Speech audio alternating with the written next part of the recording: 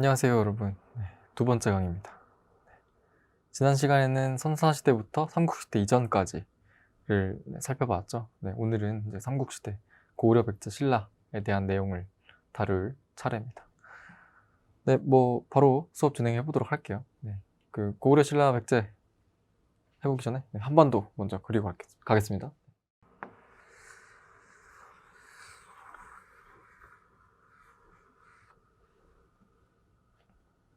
한반도가 이렇게 있습니다. 자, 한반도의 북쪽을 지배했던 나라가 바로 고구려. 그리고 한반도 남쪽에서 남쪽 서쪽 지방, 지금의 전라도 지방을 차지했던 바로 백제. 그리고 한반도 동쪽, 지금의 경상도 지방이죠.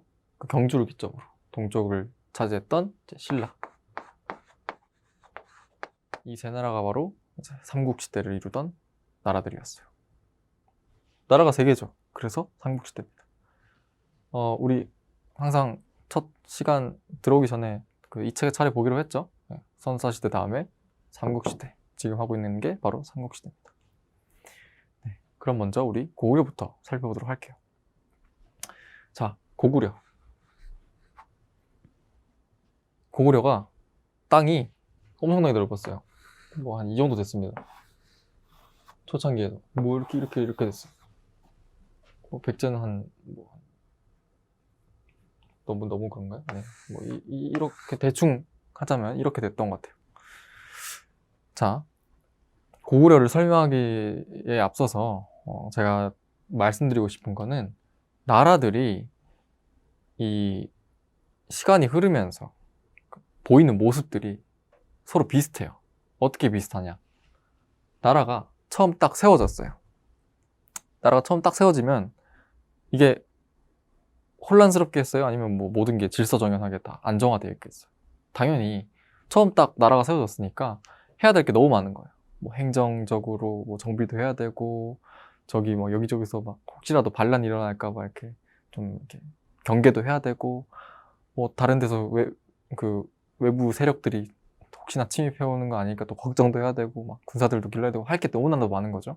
그래서 처음에 보통 초기에 있던 왕들이 이 행정체제 또는 관등체제, 관리들 등용하고 이런 것들을 정비를 합니다. 그런 다음에 좀 안정화됐어요, 나라가. 좀 그래프상으로 좀 그려볼게요. 조금 안정화돼서 올라왔어요. 올라오니까 어때요? 살만하죠. 다른 나라들을 침략하기 시작합니다. 또는 다른 나라와 전쟁을 해요. 좀 살만하니까 전쟁을 막 합니다. 좀 살만해지니까 전쟁을 해요. 그럼 어떻게 돼요? 다시 나라가 좀 불안해지죠. 불안정해져요. 좀 불안정해졌어요. 근데 왜 싸웠겠어요? 얻는 게 있으니까 싸웠겠죠. 다행히 싸워서 이기게 되면 그 순간 직후에는 좀 불안정하겠지만 이걸 기반으로 또 다시 불안정한 사회를 더 안정화시킵니다. 이렇게 안정화가 됐어요. 그런 다음에 더 안정화가 됐죠. 그럼 어떻게 해요? 또 싸우러 갑니다. 또 영토를 막 확장하러 가요.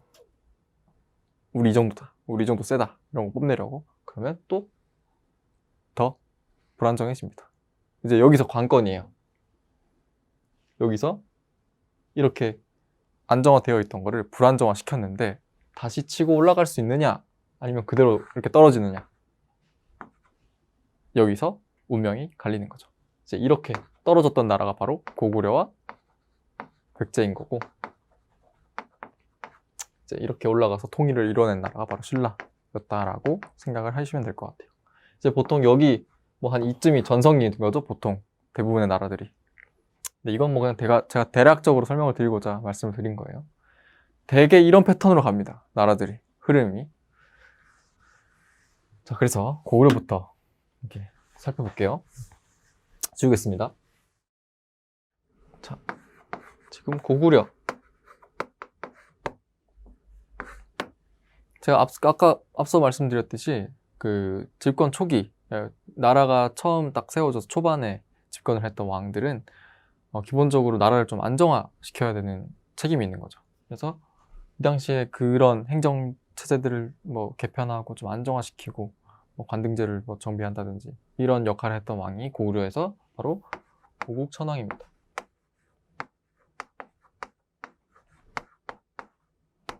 고국천왕이 고구려의 당시 그 행정체제를 5부로 개편을 해요. 행정체제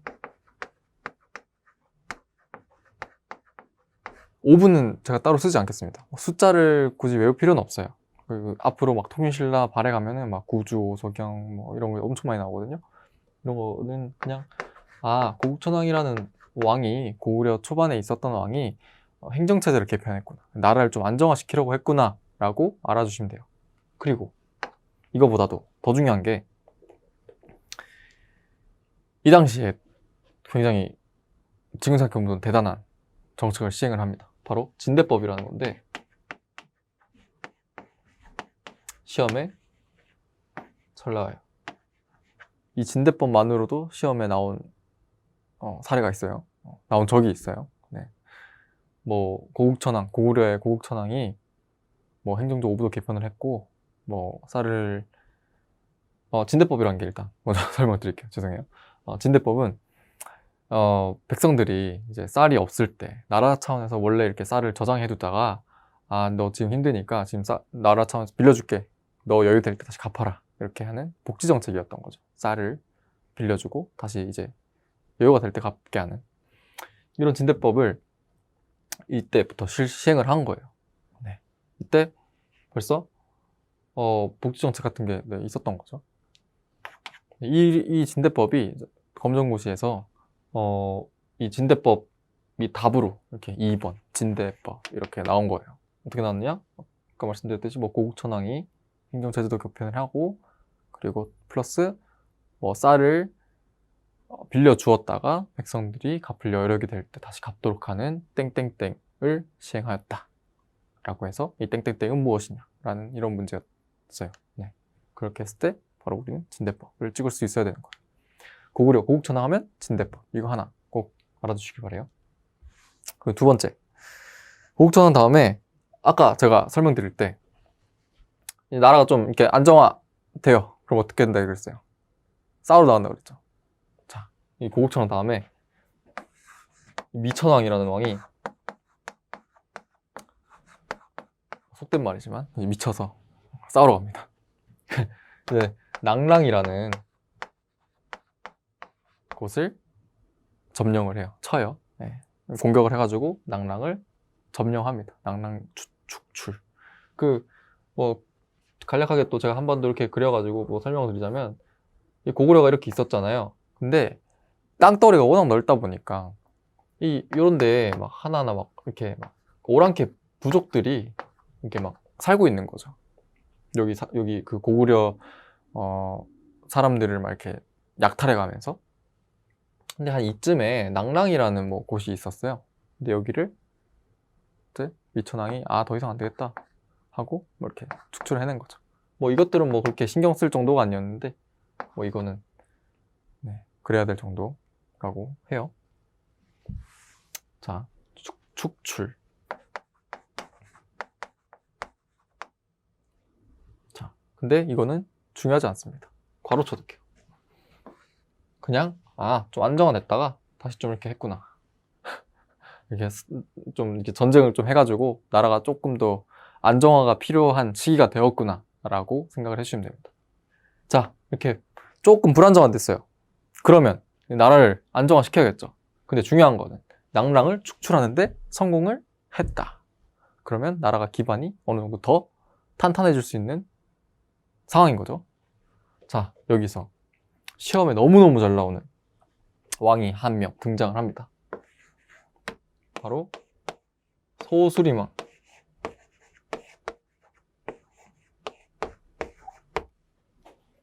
고구려에 관한 시험 문제 중에 제일 뭔가 까다롭다면 까다롭고 가장 자주 나오는 문제의 소재가 바로 소수리망이에요. 이 다음에 뭐 광개토대왕, 장수왕 나오는데 이건 너무나도 유명하니까, 그리고 뭐 전성기 때니까 많은 사람들이 뭐 쉽게 기억을 하시는데 학생들이 소수리망 같은 경우에는 기억을 잘 못하시는 경우가 많아요. 소수리망이 왜 중요한가? 나라가 이렇게 좀 이렇게 전쟁을 해가지고 불안정해졌죠. 그럼 이제 다시 안정화 시켜야 돼요. 근데 이걸 안정화 시킨 사람이 바로 소수림왕입니다. 어떻게 안정화 시켰느냐? 첫 번째, 불교를 공인해요. 불교를 공인보다는 수용으로 할게요. 교재 있는 대로 수용. 이 불교를 수용하는 게 왜 중요한가 하면 이 나라 전체를 어떤 하나의 사상으로 통합을 한다는 게 굉장히 어렵고 힘든데 또 굉장히 효과적인 일이에요. 근데 이거를 소수림왕이 합니다. 전 이제 국민들을 이 불교란 이 사상 하나로 통합을 시키는 거죠. 그리고 플러스 태학 설립.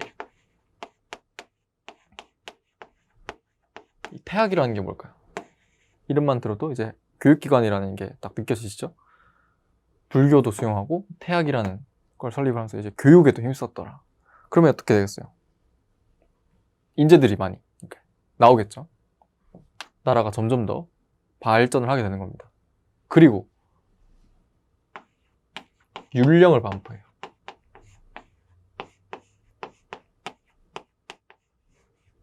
이 율령은 뭐 딱 이름에서도 느껴지시겠지만 법입니다. 법을 반포하는 거예요. 그러니까 나라가 점점 더 질서가 잡히고 통합이 되는 거죠. 나라가 안정이 되는 겁니다. 이렇게 안정이 돼요. 자, 처음에 이랬다가 좀 이제 고국천왕이 안정시켰다가 이제 미천왕이 조금 이렇게 전쟁을 일으켜가지고 조금 불안정화 시켰는데 그래도 기반을 다져놨어요. 여기서 이제 소수림왕이 제 몫을 다한 거죠. 불교 수용해서 나라를 통합하고 태학을 설립해서 인재들을 길러내고 율령을 반포해서 나라의 질서를 불러왔더라. 여기서 시험 문제가 어떻게 나오느냐? 뭐 보기, 뭐 과제, 이 왕의 업적, 뭐 이런 거 해가지고 고구려 몇 세기에 뭐 불교를 수용했다더라. 그리고 태학을 설립했다더라. 율령 반포했다더라. 이 왕은 누구인가 하고 나와요. 소수림왕 딱 찍으셔야 됩니다. 이게 소수림이라는 이름이 참 기억이 안 날 수가 있어요. 쉽게. 제가 그래서 고민을 해봤는데 그래서 그 불교를 공인했잖아요. 중국에 유명한 절이 있죠. 불교 소림사가 있어요. 불교 소림사 소수림왕이구나. 이렇게라도 기억을 해주세요. 네. 도움이 될지 모르겠지만. 네. 그 다음에 뭐 불교 수용해서 소림사, 소수림왕을 떠올렸다면 이제 태학 설립이랑 율령 반포도 자연스럽게 따라와야겠죠. 우리는 흐름으로 가고 있으니까. 이 소수림이라는 왕이 불교도 수용하고 학교도 세우고 율령도 반포했구나. 자, 네, 여기까지 왔습니다. 다음에 4번. 자, 우리가 여기 왔죠. 되게 안정화가 됐어요. 뭐 해야겠어요, 이제? 또 싸우러 가는 거예요. 이 안정화된 걸 바탕으로 우리가 힘 세니까, 지금 힘이 세졌으니까 다른 나라 가가지고 뺏어올 수 있는 거 뺏어와야 되겠죠. 그걸 한 왕이 바로 광개토대왕입니다.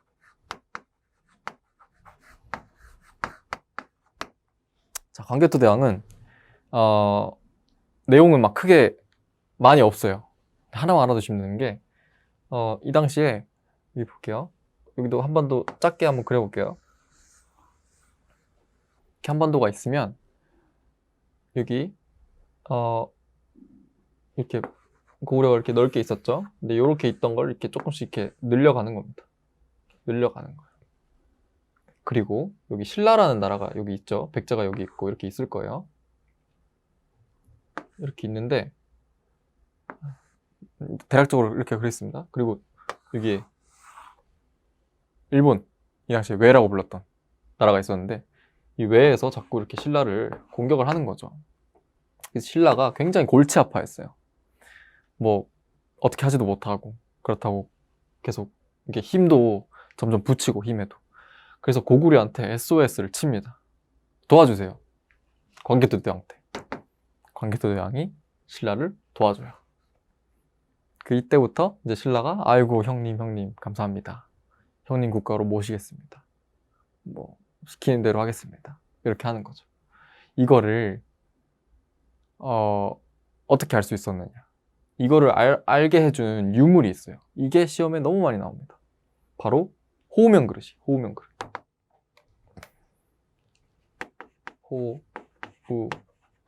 호우명 그릇. 이 호우명 그릇이 이따 그 잠깐 유물 할 때 살펴볼 건데 뭐 이렇게 그릇 모양으로 이렇게 생겼어요. 뭐 이렇게 여기 한자가 이렇게 있습니다. 요 바닥에 요 한자에 뭐라고 적혀 있냐면 고구려 왕 뭐 광개토 대왕이 뭐 신라를 도와줬더라. 신라는 뭐 이렇게 도움을 받았다. 뭐 이렇게 뭐 그런 식으로 적혀 있습니다. 이 유물을 통해서 아, 광개토 대왕 때 신라를 도와줬었구나. 신라가 고구려한테 어떤 뭐 이렇게 조금 그래도 이렇게 굽신굽신하는 그런 나라였구나. 그런 관계였구나. 라는 거를 짐작할 수 있게 해주는 그런 유물이다라고 알고 계시면 돼요. 그래서 이게 시험 문제도 호우명 그릇 이 사진, 이따 사진 보여드릴 거예요. 이 사진이 딱 나오면서 이 왕의 업적으로 뭐 옳은 것 또는 이 왕은 누구인가 라고 나옵니다. 뭐 이 왕의 업적은 무엇인가라는 문제가 나왔을 때는 광개토 대왕만으로는 안 나오고 이 다음에 살펴볼 바로 장수왕과 함께 묶어서 나와요. 이 호우명 그릇이 나오면 바로 우리는 광개토 대왕을 대응시켜야 돼요. 네. 다음 이제 넘어가면 장수왕. 자, 이때 안정화가 돼야 되는데 사실 불안정하다고 하기도 뭐해요. 뭐 이게 뭐 이렇게 된 게 아니고 사실 고구려가 그냥 계속 이렇게 갑니다. 이렇게 올라가요. 계속. 장수왕 때는 고구려 최고의 전성기라고 생각하시면 돼요. 왜 최고의 전성기냐? 여기 보시면 고구려가 대충 한 뭐 이 정도 있었다고 치면 장수왕이 남쪽으로 이제 여기 한강이죠. 한강에서 충주, 지금 충주까지 요렇게 내려와요. 여기가 전체가 고구려 땅인 거예요. 그 백제가 원래 서울을 점령하고 있었는데 서울 차지하고 있었는데 백제가 이제 뺏기고 장수왕이 이렇게 여기 백제 신라 있고 이렇게 엄청나게 거대한 영토를 차지합니다. 장수왕이 이렇게 남쪽으로 이렇게 내려왔죠. 남쪽으로 내려오는 이런 정책을 펼쳤다고 해서 바로 남진 정책이라고.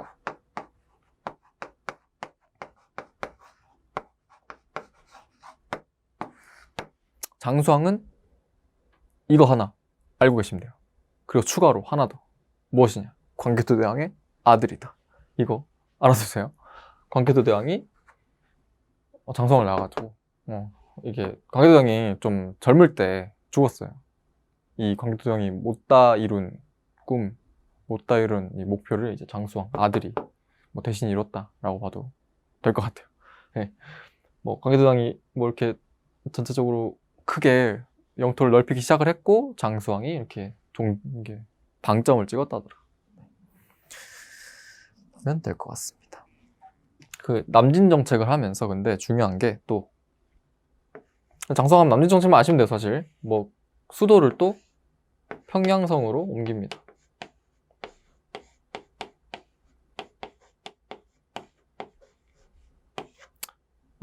이거는 근데 시험 문제는 막 그렇게 직접적으로 나오진 않아요. 원래는 이 국내성이라고 우리나라 이 압록강 쪽에 있는 그 곳이었는데 이거를 이제 남진 정책, 남쪽으로 내려오다 보니까 수도가 이쪽으로 너무 먼 거죠. 그래서 이 평양으로 수도를 천도를 했어요. 근데 이건 그냥 남진 정책의 일환이었다라고 생각을 하시면 될 것 같습니다. 자, 고구려는 이게 대부분의 내용입니다. 제일 중요한 거는 소수리망, 광개토 대왕, 장수왕 이렇게. 자, 여기서 추가로 할게요. 추가로 교재에도 보시면 7세기에 뭐 수나라가 쳐들어와서 살수대첩이 있었고 연개소문이 천리장성을 뭐 축조를 했고 안시성에서 뭐 양만춘 장군 뭐 당이랑 전투를 했다 뭐 이런 내용이 나오는데 나머지 내용들은 그 교재에 있는 내용들만 보셔도 무방해요. 근데 이 살수대첩은 또 알아두셔야 됩니다. 시험 문제 나왔어요. 이 고구려가 이렇게 있었죠. 고구려가 이렇게 있었는데 이쪽에 수나라라는 나라 이름이 수예요. 수나라라는 나라가 있었어요. 근데 이 수나라가 이 당시에는 중국에서 가장 강한, 가장 강력한 나라였어요. 이 나라에서 고구려를 쳐들어오기 시작하는 겁니다. 중국에서 가장 강한 나라니까 고구려가 힘에 부치겠죠. 여기까지 내려와요. 지금의 이제 청천강까지 내려옵니다. 청천강이 뭐 제가 알기로는 청천강이 이 당시에 뭐 별칭이 있었는데 그게 바로 살수였다고 해요. 살수. 여기에 이제 우리나라가 이렇게 동고서저 지형이라 해서 이제 여기에 산맥이 있고 물이 이렇게 흘러요. 강이 이쪽 방향으로. 청천강이 이렇게 흐르는데 산 줄기에 따라서 이렇게 흐르는데 을지문덕 장군이 수나라 군대를 이렇게 유인을 합니다. 이렇게 하류로, 이 서해로 빠지는 그 하류 쪽으로. 근데 오기 전에 이 청천강 상류에 뚝을 쌓아놓은 거예요. 물을 막아놓은 거예요. 그럼 어떻게 되겠어요? 하류 쪽에 물이 싹 마르겠죠. 수나라 군대가 하류 쪽으로 이렇게 쫙 내려왔어요. 이렇게. 강 줄기에 딱 이렇게 서 있는 거예요. 뭐야, 이거 물이 말라있네? 하면서, 이건 뭐지? 하면서 그냥 이렇게 딱 온 그 순간에 뚝을 터트려 버립니다. 그리고 어떻게 돼요? 물이 터져서 막 쏟아져 내려오겠죠. 그래서 이 수나라 군대가 거의 뭐 전멸되다시피 한 거죠. 그래서 을지문덕 장군을 필두로 한 고구려 군대가 수나라 군대를 상대로 대승을 거두는 이 전투의 이름이 바로 살수대첩입니다. 살수대첩. 이 살수대첩이 을지문덕 장군이랑 이렇게 매치가 돼가지고 문제로 나온 적이 있어요. 이 살수대첩은 기억해 주도록 합시다. 이게 고구려 내용이었어요.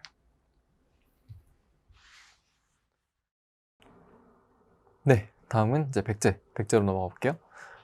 백제도 고구려랑 비슷해요. 또 처음에 좀 안정화시키고 나라 건국된 지 얼마 안 됐으니까 좀 안정화되니까 이제 막 나가서 싸우고 나니까 조금 더 이제 정비할 시간이 필요, 또 정비하고 또 정비 좀 돼가지고 안정화되니까 이제 싸우러 가는 거예요. 근데 여기서 이제 운명이 갈리는 거죠. 막 이제 안정화됐다 싶어가지고 싸우러 갔는데 성공을 하느냐 실패를 하느냐. 이제 결과적으로 그때는 이제 실패를 했다고 보는 게 맞겠죠. 처음에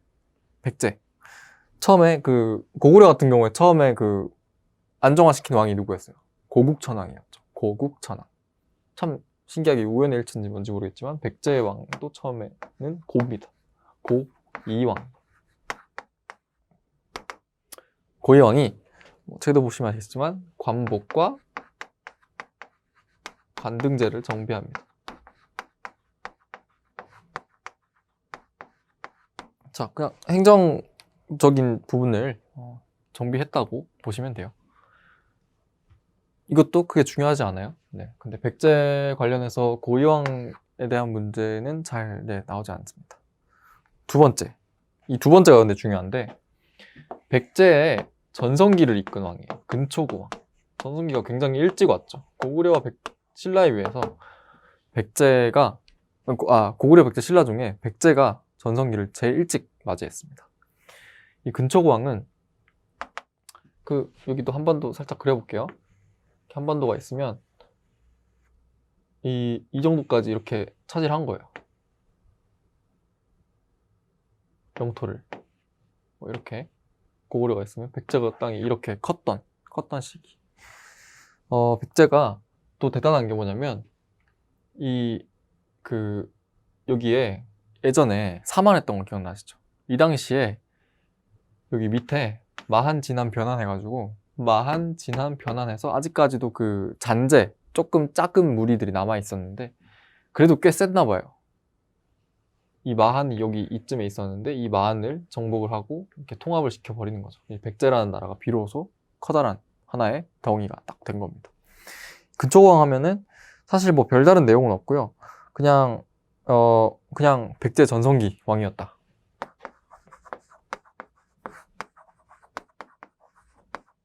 시험 문제에도 딱 근초고왕이라고 막 대놓고 나오는 문제는 잘 없어요. 근데 백제 최고 전성기왕이 누구였느냐 하면 근초고왕이다 라고 일단 기억을 해두시면 좋을 것 같습니다. 다음에 아까 고구려는 고국천왕 그리고 미천왕, 고국천왕, 미천왕 딱 대응이 되죠. 근데 다만 미천왕은 조금 그냥 작게 소규모로 좀 전쟁을 일으켰다면 근초고왕은 이렇게 크게 거의 전성기를 이끌었다라고 봐도 되고, 뭐 근초고왕이 최고 전성기였다 아니다에 대한 뭐 의견은 갈릴 수가 있어요. 근데 뭐 일단 가장 크게 영토를 차지했던 시기니까. 그 다음에 세 번째, 좀 이렇게 그 고려왕 때 안정을 시켰다가 근초고왕 때 좀 떨어졌으니 다시 안정을 시켜야겠죠.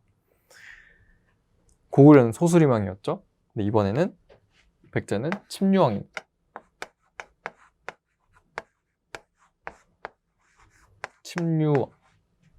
침류왕이 불교를 수용해요.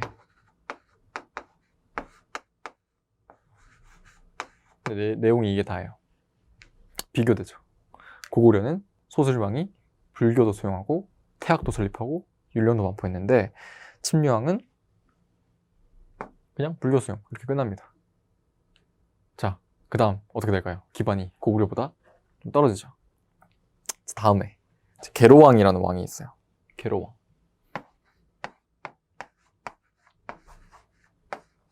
계로왕이요, 교재도 보시면 아시겠지만 장수왕이 아까 고구려의 장수왕이 남진정책 폈다 했잖아요. 원래 영토가 이랬는데 이 장수왕이 남진을 하면서 이렇게 차지했다 그랬죠. 이때 여기 막으려고 싸우다가 죽어요. 네, 이렇게 좀 올라가 보나 싶더니 죽습니다, 계로왕이. 자, 이런 와중에 너무 떨어졌죠. 큰일 났죠, 나라 입장에서. 이걸 다시 한번 일으켜 세워야 되는 이런 상황이 펼쳐진 거예요. 이 상황을 근데 이렇게 잘 정비한 왕이 있습니다. 이 왕이 진짜 중요해요. 자, 제가 설명드린 이 두 왕은 크게 안 중요합니다. 그냥 근초고 왕이라는 이름 하나만 지금은 기억하셔야 돼요. 지금까지는. 다섯 번째, 백제하면 백제라는 딱 말을 들었을 때 하나만 딱 떠올려라 하면 이거 하나만 기억하세요. 바로 무령왕입니다. 무령왕.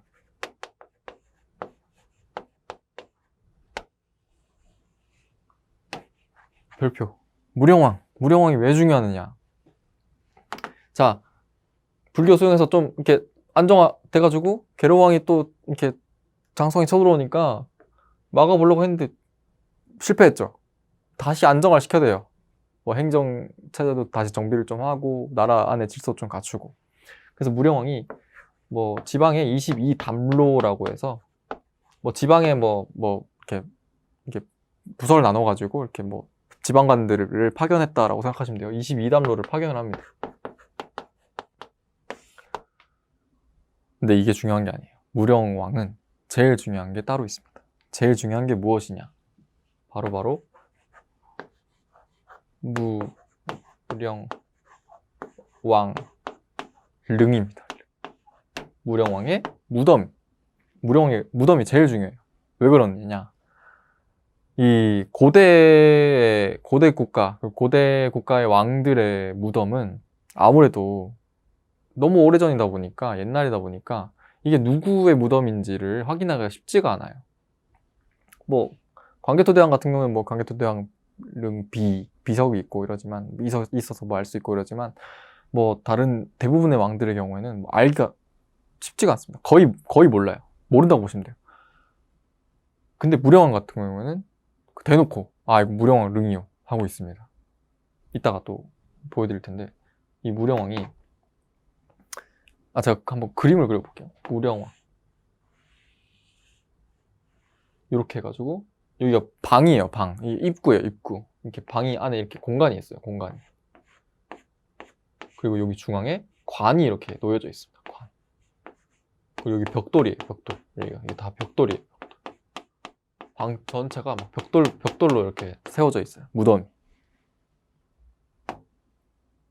이게 왜 그러느냐? 이 당시에 무령왕이 이렇게 백제가 이렇게까지 내려왔죠. 백제가 이렇게 내려왔어요. 그 고구려 침략을 받아가지고. 근데 여기 중국이 있었는데 중국에 남조라는 나라가 있었어요. 이 남조와 교류를 하면서 이 중국의 무덤 문화를, 무덤 양식을, 무덤 양식에 영향을 받습니다. 그래서 이렇게 벽돌 무덤 양식을 채택을 해가지고 무령왕의 릉을 만들어 놓은 거죠. 이 무령왕릉이 시험에 너무너무 자주 나와요. 22담로, 그리고 무령왕릉, 무령왕. 백제 왕 한 명만 기억하라 했을 때는 이 무령왕 기억합시다. 자, 그 다음에 무령왕 다음으로 두 번째로 중요한 왕이 바로 백제의 성왕이에요. 성왕. 자, 제가 여기 아까 그래프 여기 그리다 말았는데 이건 일단 지우고, 이렇게 계로왕이 죽어서 떨어졌어요. 무령왕이 겨우겨우 이렇게 살려놨단 말이야. 조금 이렇게 구사일생을 시켰어요. 기사회생을 했어요.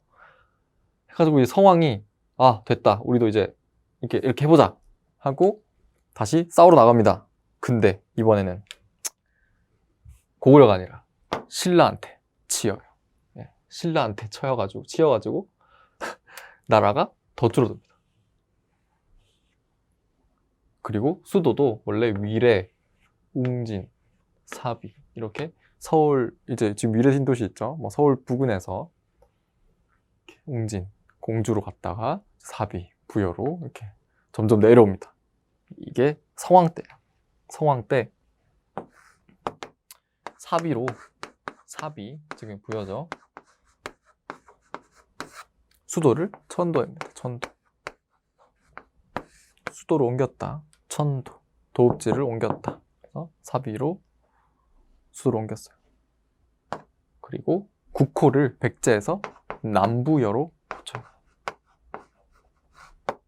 이거는 뭐 참고사항으로 아시면 될 것 같아요.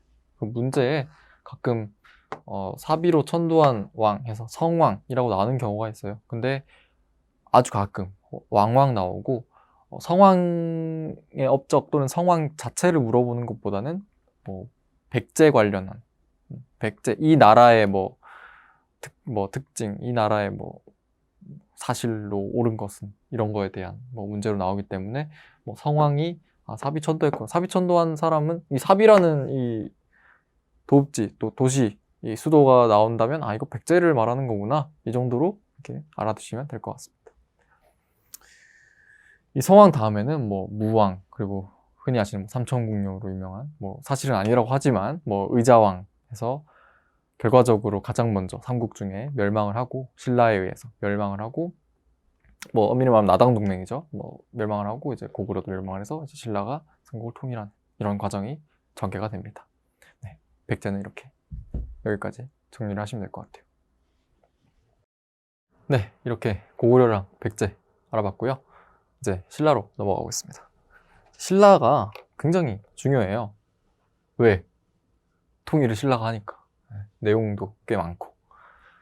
자, 근데 우리 여기 하나 더 추가할게요. 신라 옆에 가로치고 가야도 추가해 놓겠습니다. 이 가야라는 나라도 이제 신라 밑에 작게, 작다, 상대적으로 작게, 근데 꽤 큰 나라였어요. 있었습니다. 근데 가야가 이제 나중에 신라한테 정복이 돼서 복속이 되기 때문에 이렇게 괄호를 일단 해놓을게요. 자, 교재도 보시면 이렇게 그 신라가 위쪽 이렇게 박스에 이렇게 되어 있고, 그 가야가 밑쪽 박스에 이렇게 설명이 되어 있어요. 그거 보시면 될 것 같고, 하나 이렇게 보시면 박석김, 이 세 개의 성씨가 돌아가면서 왕위를 세습했다. 왕위를 이렇게 돌아가면서 했다. 왕을 하는데 그냥 알아두시면 되고, 그 박역거세 아시죠? 아래서 나온 박역거세, 그 석탈해, 김할지 다 아래서 나왔습니다. 석탈해도 아래서 나왔나요? 확실하지 않지만 예. 아래서 나온, 네, 헷갈리네요. 네, 아무튼 박격거세와 김할지는 아래서 나왔죠. 예, 아래서 나온 왕들이 설화죠. 예, 왕을 좀 신격화하기 위한, 돌아가면서 왕을 돌아가면서 했다더라. 여기서 우리가 알 수 있는 게 무엇이냐면, 이 당시, 그러니까 초창기까지만 해도 신라라는 나라가 이 중앙, 그러니까 왕이 한 명 딱 이렇게 엄청 권력을 가진 힘을 많이 가진 왕이 딱 한 명이 그 국가를 다스리던 게 아니다라는 걸 알 수 있어요. 성씨가 다른 사람들이 이렇게 돌아가면서 한 거죠. 부족 국가로서. 신라도 이렇게 연맹국이었거든요, 처음에는. 네. 이렇게 됐습니다. 그리고 좀 시간이 지나서 우리가 하나 아까 했던 게 고구려 얘기하면서 광개토 대왕이 신라를 도와줬었다 라는 얘기를 했었죠. 그걸 알 수 있었던 유물이 대답하실 수 있나요? 광개토 대왕이 신라를 도와줬다. 호우명 그릇이죠. 호우명 그릇을 통해서 그 사실을 알 수 있었죠. 근데 그때 신라의 왕이 바로 뇌물 왕이 아니라 마립간입니다.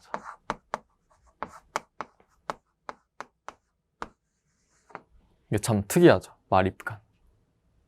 이게 신라라는 나라는 사실 우리가 지금 신라라고 하고 있잖아요. 이 시대가 우리님이 지금 21세기에 살고 있으니까. 근데 이 당시만 해도 신라는 신라가 아니었어요. 국호가 아직도 신라가 아니었습니다.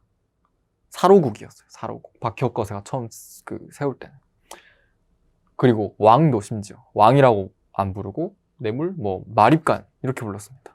마립간 전에 이후나 전에는 거서간, 차차웅 이런 신기한 그 고구려나 백제와는 좀 다른 용어로 불렀어요. 호칭을. 왕이 아니고 뇌물 마립간이라고 불렀더라. 근데 이 뇌물 마립간이 언제였다고요? 광개토 대왕이 도움을 받은 광개토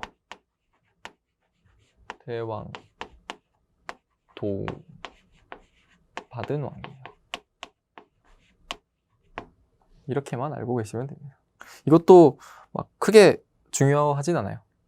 근데 뇌물 마립간 이후에 중요한 게 이 박 다음에 석 다음에 김 이렇게 갔다 했잖아요. 이렇게 넘어간 거예요. 이 뇌물 마립간 때부터 이 김씨 집안이 왕위를 세습하기 시작을 했어요. 이때부터 나라가 어느 정도 구색을 좀 갖춰가는 거죠. 자, 이 당시 그 뇌물 마립간 당시에 이렇게 나라가 어느 정도 정비가 된 거예요. 보세요. 또 이렇게 아까 고구려 백제와 공통점을 찾자면 어느 정도 이렇게 된 거예요. 나라가. 자, 근데 여기서 아직 그래도 그 고구려랑 백제에 비해서는 상대적으로 좀 미비하던 시기였나 봐요. 그래서 이 다음에 이때부터 중요한 왕들이 주르륵 나옵니다. 지금부터는 집중을 하셔야 돼요. 신라에 그 뇌물 마립간 나왔는데 그냥 첫 번째라고 칠게요. 지증왕. 되게 중요해요. 지증왕. 문제도 많이 나옵니다. 이 왕이 왜 중요하느냐? 신라라는 국호를 이때 붙었습니다. 원래 신라가 아니었다 그랬죠. 근데 지증왕 때부터 비로소 신라라는 국호를 써요. 그리고 이때부터 제가 지증왕 왕이라 그랬죠. 왕이라는 호칭을 씁니다. 점점 더 이게 정비를 해가는 거예요. 근데 지증왕이 참 대단한 게 뭐냐면 이렇게 자기가 정비를 딱 했어요. 정비를 좀 했어요. 이렇게 정비를 좀 하니까 이제 좀 나라가 안정되는데 어느 정도 또 외적으로 좀 더 확장을 해도 되지 않을까 하면서 조금 소심하게 우산국이라고, 지금의 울릉도입니다. 울릉도. 우산국을 정벌을 합니다. 정복이라고 적혀있네요. 정복이라고 적을게요. 우산국을 정복을 해요. 그 우산국이 이때부터 그 울릉도에 작게 이제 소규모 나라가 있었는데 이거를 이제 보내가지고 우리 지금은 좀 해군을 이렇게 보낸 거죠. 배 타고 우산국을 정복을 해서 신라에 병합을 시키는 거예요. 이 지증왕이란 왕 꼭 알아두셔야 돼요. 신라 국호를 처음 사용했고 이 왕이란 칭호도 처음 사용했고 그리고 우산국을 정복했다더라. 자, 하나 알아두라 하면은 이 지증왕 꼭 알아두시고, 아니요, 이건 둘 다 알아둬야겠네요. 하나만 알아두면 안 되겠네. 신라랑 왕, 우산국은 이제 참고로. 이렇게 알아두시면 될 것 같아요. 그 다음에 자, 이렇게 소심하게 했죠. 소심하게. 근데 이것도 좀, 그리고 이렇게 신라로 국호도 이렇게 확정 짓고 왕이라는 칭호도 썼는데 아직 조금 부족했나 봐요. 그 다음에 등장한 왕이 버풍왕입니다. 자, 이름만 들어도 법, 뭐가 떠오르나요? 법, 질서, 규칙 이런 법도 떠오를 수 있는데 여기서 떠올려야 될 거는 불교예요. 불교. 법, 뭐 법륜 스님, 그 스님들 호라고 하나요? 네, 호 중에 뭐 이렇게 법자 들어간 거 많죠. 네. 불교를 법흥왕 때. 네. 이때는 공인이죠. 예. 왜 공인이라는 말을 쓰냐면 사실 불교라는 게 이 전래 이렇게 들어온 지는 뭐 꽤 됐어요. 뭐 수용 소수리망, 뭐 백제 침류망 해서 불교가 막 수용된 지는 또 주변 나라들이 다 수용을 하고 있으니까 신라에도 불교라는 게 있다는 거를 신라 사람들도 다 알고 있었는데 이 법흥왕 때에 들어서 불교를 나라의 국교로 공인을 합니다. 국교라기보다 나라의 공식적으로 인정하는 종교로 공인을 하는 거죠.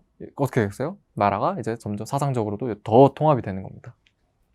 이 법흥왕이 불교도 공인했는데 이 소수리망이랑 비슷해요.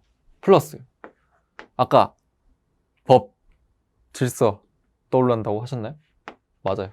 율령도 반포를 해요. 법흥왕 할 때 하면은 아까 말씀드렸듯이 뭐 법, 질서에서 율령 반포를 떠올리셔도 뭐 괜찮은데 저는 이 법 하면은 그 신라에 한해서 불교를 떠올리셨으면 좋겠어요. 이 법흥왕이 불교 공인했다는 게 상당히 중요합니다. 네. 중요하게 그 문제에서도 뭐 대놓고 나온 적은 없지만 법흥왕이라는 사람이 뭘 했느냐 이렇게 물어본 적은 없지만 불교를 공인한 왕이 이제 법흥왕이더라 하는 사실은 이제 신라 전체를 놓고 봤을 때는 되게 중요한 사실이에요. 네. 알아두시고 여기까지 또 그래프를 그려보면은 다시 이제 법흥왕이 딱 올려놓은 거죠. 궤도에 또 한 번 더 쳐들어갈 수 있게끔 기반을 마련해 놓은 거예요. 자, 이 다음에 등장하는 사실상 신라에서 가장 중요한 뭐 왕은 많지만 전성기를 이끌어낸 왕이죠. 네, 진흥왕입니다. 진흥왕. 이 진흥이라는 단어가 막 진흥시켰다 뭐 그런 뜻이 있는 것처럼 그런 느낌을 딱 받으시면 돼요. 그냥 신라라는 나라를 전성기로 이끌었다, 힘을 이렇게 진흥시켰다 라는 생각을 하시면 돼요. 진흥왕이죠. 진흥왕이 이 중요한 게 여러 가지가 있는데 바로 한성을 점령한 건데요. 이 한성을 점령했다는 게 뭐냐면 이 당시에 여기 우리 한 번 더 여기 그려볼게요. 이거 볼까요? 네. 한 번 더 이렇게 그려보면 여기 고구려가 있고 여기 백제가 있었죠. 근데 서울이 이쪽에 있어요. 이 한강이 이렇게 그려져 있거든요. 이 당시에 옛날부터 강이 주변에 있다는 게 굉장히 중요했어요. 이 물이라는 자원을 쉽게 얻을 수 있고 뭐 물고기도 잡을 수 있고 뭐 강을 통해서 뱃길을 이렇게 만들어서 수송도 할 수 있고 굉장히 중요한 한 지역이었는데, 그리고 한강 주변이 또 땅이 비옥하다 보니까 농사도 잘 되고 뭐 집도 뭐 살기 좋은 그런 곳이었던 거죠. 한반도 전체를 놓고 봤을 때 이 한강 유역, 이 한강 이 주변 지역이 굉장히 중요한 지역이었는데 이 중요한 지역을 이제 진흥왕 때 이제 다시 되돌려 보면 백제가 처음에 이 한강 유역을 지배하고 있다가 차지하고 있다가 고구려 장수왕 때 남진 정책을 하면서 고구려가 한강 유역을 차지를 하죠. 근데 고구려 다음에 신라 진흥왕 때 들어서 신라가 드디어 큽니다. 이렇게 차지해버리는 거예요. 너무 과장됐지만 알아서 보시면 될 것 같아요. 네, 이렇게 이 한강 지역을 진흥왕 때 차지를 합니다. 그래서 진흥왕, 지금 북한산 가보면 순수비가 있어요. 진흥왕이 우리가 여기까지 와가지고 이 땅을 차지했다 라는 걸 이렇게 딱 이렇게 증거를 남겨놓기 위해서 만드는, 이렇게 세워놓은 비석인 거예요. 자, 한강 유역을 차지했다. 한성 점령. 그러니까 한강 유역 차지로 다시 적어볼게요. 한강 유역 차지. 한성 점령보다는 한강 유역 차지로 우리 기억해요. 이게 좋을 것 같네요. 그 다음에 너무너무너무 중요한 거. 이 교재에도 나오는데요. 화랑도를 개편했다라고 나와요. 화랑도. 화랑도.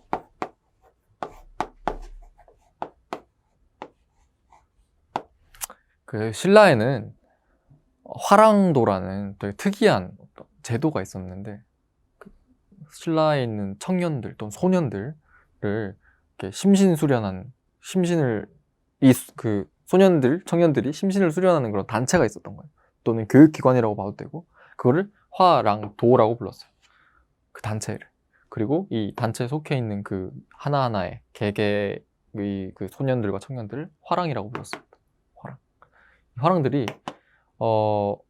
실제로 뭐 어떤 관리로서 등용되기도 하였고요. 이 화랑도라는 이 단체 자체가 사실 설립 목적이 뭐 이렇게 길러내가지고 인재들을 길러내서 소년들과 청년들을 어릴 때부터 교육을 시켜가지고 관리로 쓰기 위해서 이렇게 세운 거예요. 네, 그래서 관리로도 등용이 되고, 그리고 가장 되게 유명하죠.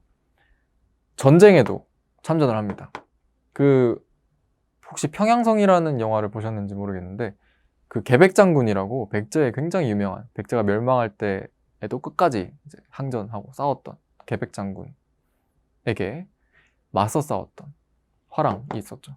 신라에 관창이라는 유명한 이제 되게 어린 그 화랑이 있었는데, 이 관창도 이제 화랑이었던 거죠. 3번 가가지고 이제 3번째는 결국 이제 죽임을 당하는 뭐 그런 어떤 국가의 상징적인 존재로서 역할을 했습니다. 이 화랑이. 근데 이 화랑도가 진흥왕대에 들어서 개편이 되었다. 화랑도 얘기 나오면 진흥왕을 떠올리시면 되고, 진흥왕 얘기 나오면 한강유역과 화랑도를 떠올리셔야 돼요. 이 화랑도가 시험 문제 이제 별도로 개별 문제로 나온 적이 있습니다. 화랑도 꼭 기억해 주시길 바래요. 자, 이렇게 왕 면면에 해서는 이게 사실 내용이 다예요. 근데 자, 하나 우리가 여기 빼놓고 한 거 가야 있죠. 가야 한번 설명을 하고 가자면, 이때 이렇게 신라랑 뭐 백제가 이렇게 있었는데, 가야가 보이시나요? 가야가 여기에 살짝 이렇게 있었어요. 처음에는 금관가야 뭐 이렇게 있었는데, 금관가야는 좀 있다가 버풍왕한테 이제 이렇게 점령 당하고, 뭐 나중에 대가야 해가지고 좀 더 크게 대가야 있었는데, 이거는 진흥왕, 이때 진흥왕 때 다시 복속이 됩니다. 결국은 그냥 신라가 돼요. 근데 가야가 중요한 점, 가야에 대해서 꼭 알고 계셔야 하는 점이 뭐냐면, 여기 보면은 조금 이렇게 다르긴 한데, 요쪽 지방이에요. 조금 백제 쪽으로 더 가가지고 이쪽으로 가면은, 지금 우리 남해안 쪽에 보면은 뭐 여수, 순천, 뭐 광양 뭐 이렇게 있어요. 근데 이 지역들이 지금까지도 뭐가 유명하느냐? 제철로 유명해요. 화학이나 뭐 이거랑 관련이 있는지 모르겠지만, 이 당시에 가야라는 국가가 이 철 생산, 그리고 철제 무기나 뭐 철제 갑옷 같은 걸 제작하는 걸로 되게 유명했습니다. 이 가야가, 그래서 그 유물, 이따 또 자료화면 띄워드릴 건데, 유물 보시면은 이제 철제 갑옷 이런 걸로 되게 유명해요. 이따가 보시면 될 것 같아요. 그래서 뭐 하나 기억하자면, 가야 하면은 철제 갑옷, 이거 가야는 철제 갑옷, 이거 하나만 딱 기억을 해주시면 될 것 같습니다. 자, 이제 마지막 파트예요. 그 다음에 이제 우리 지금까지 고구려, 백제, 신라 각 국가들의 특징 이런 거 알아봤죠? 어떻게 흘러갔는지 국가가. 근데 이제 마지막 피날레를 한번 봐야 되는데, 이 당시에 제가 아까 말씀드린 게 진흥왕이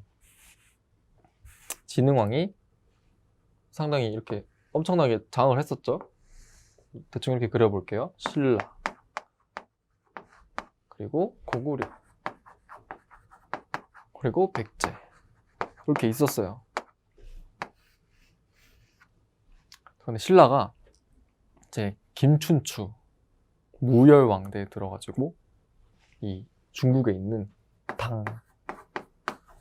당이라는 나라랑 힘을 합칩니다. 왜요? 삼국을 통일하기 위해서. 이래서 이 당나라와 신라가 동맹을 맺어요. 그래서 이 동맹 맺은 관계를 우리는 나당 동맹이라고 부릅니다. 이게 굉장히 중요하니까 꼭 외워두세요. 나당 동맹. 왜 나당 동맹이냐면 이 신라의 라랑 당나라의 당. 그래서 나당 동맹이에요. 이 나는 원래 라인데 국어 두음 법칙에 따라서 이제 나로 표기를 하는 거예요. 이 신라와 당나라가 동맹을 맺어요. 그래서 먼저 백제를 쳐서 백제를 멸망을 시키고, 그 다음에 당은 이렇게 위에서 고구려를 치고 신라는 이렇게 밑에서 치고 이렇게 해가지고 고구려를 멸망을 시킵니다. 근데 보시면 신라가 원래 이렇게 당나라랑 신라랑 합의를 한 거죠. 이 정도 이렇게 선을 딱 그어놓고, 그 고구려의 천리장성 있잖아요. 천리장성 한 이 정도 있으면 이 정도 선을 딱 그어놓고, 우리가 통일하면 우리가 여기까지만 갖고 갈게. 신라는 당나라 너네 여기 옛날 고구려 북쪽 땅 가져가, 이렇게 합의를 한 거죠. 오케이 하고 시작을 했는데, 막상 당나라가 이렇게 군대가 이렇게 들어온 거죠. 들어오고 나서 보니까 잘하면 우리가 이거 한반도 전체 먹을 수 있겠는데, 신라까지 무릎 꿇리면 라는 생각을 한 거예요. 그래서 신라랑 되게 많이 싸웁니다. 여기 책에 보면은 매소성 전투, 기벌포 전투 해가지고 이렇게 2번에 걸쳐서 크게 싸워요. 근데 2번 다 신라가 승리를 합니다. 그래서 결국에는 요렇게까지예요. 네. 통일신라가 만들어집니다.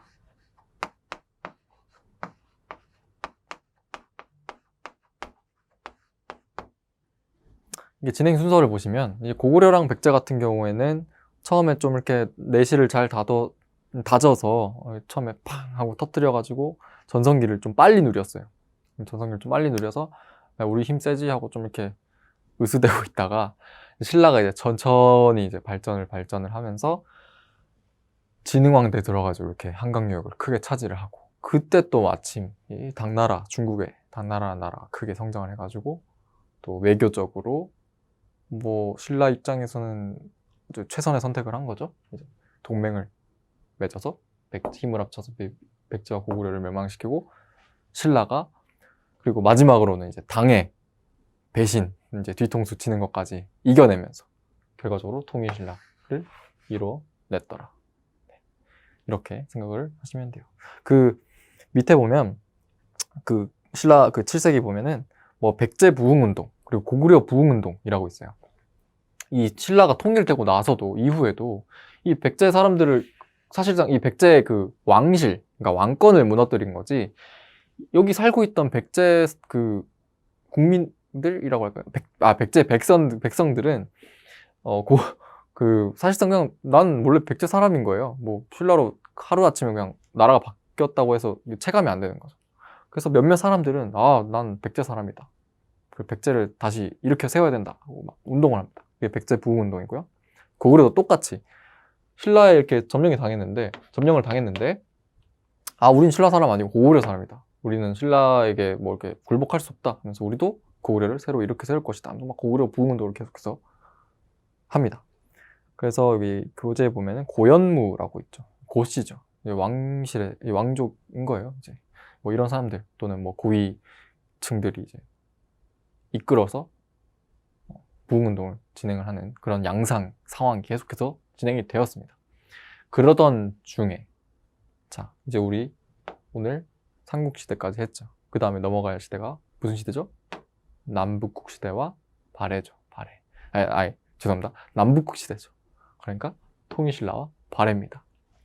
자, 이 고구려 부흥운동, 우리 고구려 사람이다 하면서 그런 사람들 중에 이제 결과적으로 보자면 또 엄청나게 대단한 사람이 있었죠. 바로 대조영이죠. 대조영. 옛날에 최수종 배우님이 연기한 대조영. 이 대조영이 이쪽 산둥 쪽으로 가가지고, 산둥이 아니죠. 여기 북쪽, 지금의 이제 러시아, 중국 저쪽으로 가가지고 발해라는 나라를 세웁니다.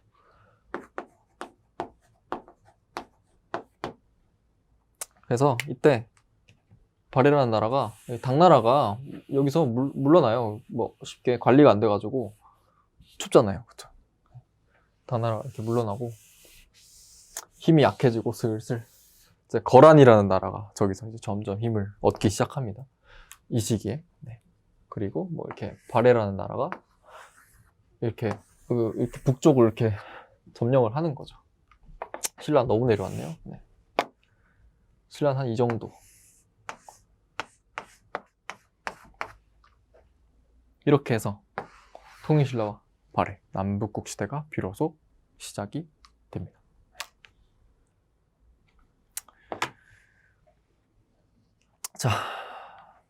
자, 오늘은 이렇게 삼국시대에서 통일신라로 어떻게 전개가 되는지에 대해서 한번 살펴봤고요. 다음 시간에는 남북시대, 통일신라와 발해에 대해서